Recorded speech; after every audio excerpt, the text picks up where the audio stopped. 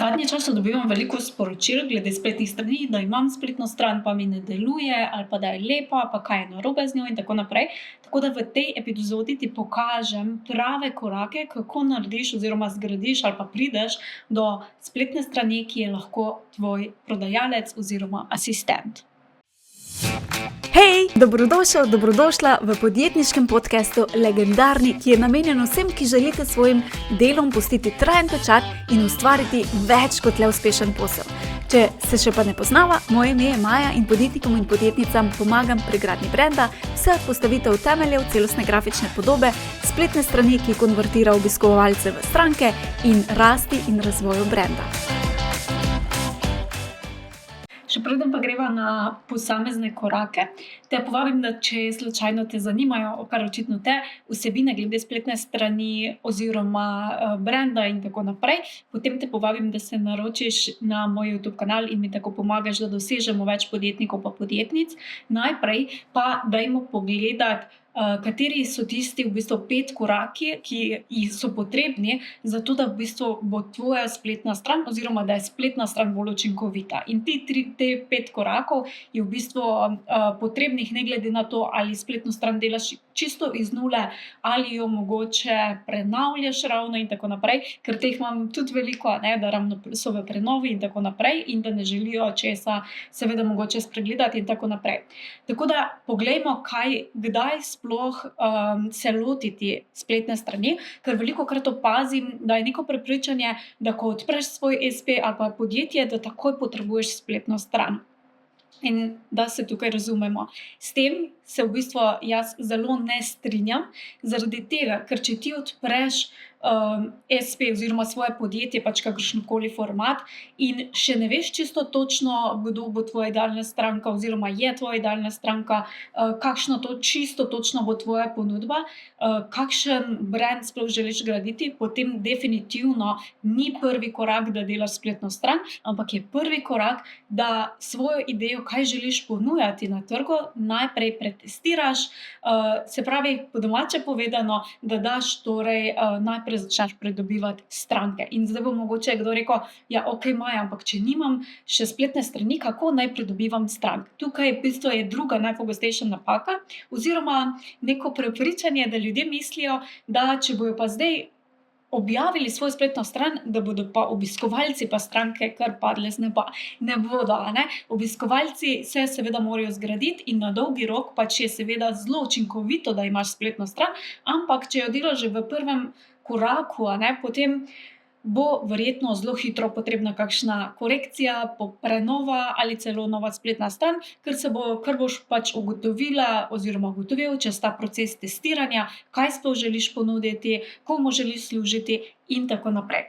Tako da, če si res čisto na začetku, da še sploh ne veš, kaj je tvoja ponudba, kakšen brand si približno sploh želiš imeti, kaj želiš točno ponujati in da je že to tudi pretestirano, da se prodaja in da je to, potem počakaj, raje najprej pretestiraj, pridobi nove stranke in če je tvoje vprašanje, okej, če nimam spletne strani, kako pa zdaj pridem do strank, obstajajo družabna omrežja, kjer imaš dostop do vseh svojih strank in ja, proces ni, da objaviš in čakaš, da pridejo, ampak da jih v bistvu začneš identificirati, mogoče kontaktirati, ampak ne, prosim, ne kot tisti nadležni spamer. Ja, vzelo bo nekaj tvojega časa, ampak to je definitivno zelo, zelo učinkovita metoda. Lahko seveda objaviš tudi čisto iskreno, da testiraš to, da zato je mogoče cenejša ponudba, dobijo kakšen bonus in tako naprej. In da če koga zanima, naj ti sporočijo in tako lahko potem prideš do prvih strank, da pretestiraš sploh to, ali je to na eni strani, kar si zamisliš, všeč ti tudi početi, in na drugi strani, ker včasih si lahko mislimo, to bi bilo pa fino delati, potem pa začnemo delati, pa ugotovimo, da ni mogoče to za nas. In na drugi strani, seveda, da je sploh neko povpraševanje glede tega. Okej, zdaj recimo, da smo si na jasnem, kdaj imeti oziroma sploh se lotiti, imeti svojo spletno stran in kdaj ne. Kaj je torej prvi korak? Marsikdo bo rekel, ja, zakupiš gostovanje ali pa ne vem, začneš delati spletno stran, daleč od tega. najboljši prvi korak, ki ga lahko narediš za svojo spletno stran, je, da imaš vizijo. Vizijo za svoj posel oziroma za svoj brand. Kaj to pomeni? To pomeni, da si vizualiziraš oziroma da si narediš smer, kamor želiš sploh iti, kakšen brand želiš sploh zgraditi. In seveda tukaj se ne omejujemo in tukaj ne gremo mogoče štartamo iz tistega, kar smo zdaj, mogoče ker smo na začetku, pa ne moremo sanjati preveč, ne v tem stilu, ampak v stilu, kaj recimo, tudi če bo trajalo 10 ali pa 20 let, kaj si želiš ustvariti. Zakaj je to tako zelo pomembno? In prva točka, zaradi tega, ker če ne vemo, kje je naš cilj, potem seveda ne moremo vedeti, v katero smer bomo šli. In če bomo šli brez tega končnega cilja, te B točke recimo, če smo zdaj na A točki, kako pridemo na B, ali pa tudi na Ž, pa je vmes še nekaj postankov, če gremo vsaj približno v tej smeri, bomo hitreje prišli, kot če spremljamo samo mogoče trende, ali pa če sledimo temu, kakšne smo volje in tako naprej, in gremo malo levo, pa malo desno, pa potem nazaj, pa okoli, bomo zelo težko in veliko dlje bomo potrebovali, kot če imamo neko smer. In veliko jih misli, pa saj to je nekaj težkega, v bistvu je zelo enostavna naloga. Lahko enostavno razmišljaš, si rečeš, en teden o tem razmišljam, lahko je en dan, lahko greš v meditacijo, lahko pišeš o tem, kaj si želiš, lahko greš na sprehod in o tem razmišljaš, kakšen brand oziroma kaj si zares želiš imeti, kaj si želiš ustvariti. Ker če imaš to jasnost, potem ti bo to pognalo tudi motivacijo in kri po žilah, da greš potem naslednje korake. Drugi korak, ko imamo vizijo, gremo potem postaviti temelje brenda. To pomeni, da glede na vizijo, ki jo imamo, postavimo temelje oziroma nek načrt za svoj brand. Kdo bo naša idealna stranka, ki jo želimo služiti, oziroma kakšna bo naša ponudba, kako bomo gradili prepoznavnost, kakšne ima izzive, kakšen brand sploh želimo ustvariti, kako želimo, da se počutijo in tako naprej. In tukaj v bistvu večino podjetnikov preskoči, ker si misli, saj imam jaz to v glavi, ampak pri 9 ali pa 10 od 10 primerih, s katerimi sem jaz v komunikaciji, tega nimajo postavljenega, ker se jim zdi, da imajo v glavi in nimajo zelo točno specificirano. In če tega nimajo specificirano, seveda potem bo nekje začelo točiti in ne bo delovalo. Torej potrebuješ v bistvu temelje brenda. Tretja točka je potem CGP oziroma celostna grafična podoba, ki bo pritegnila točno ta profil stranke, ki jo ti želiš. Torej, ki bo pritegnila tvoje idealne stranke in ki bo dajala sporočilo, ki ga pač želiš dati skozi svoj brand, kako se želiš predstaviti. To je seveda povezano z vizijo, torej teh korakov ne moreš preskakovati, ker je eden potreben potem za naslednjega. In celostna grafična podoba pri podjetnikih ali pa pri podjetjih ni nekaj, kar je tebi všeč. Seveda ne narobe razumeti, seveda mora ti biti tudi všeč, zaradi tega, da z veseljem potem deliš naprej in uporabljaš, ampak je v bistvu dober namen oziroma pomemben namen celostne grafične podobe je, da v bistvu za svojim sporočilom, za svojimi vizualijami pritegneš tiste prave idealne stranke za ta tvoj posel.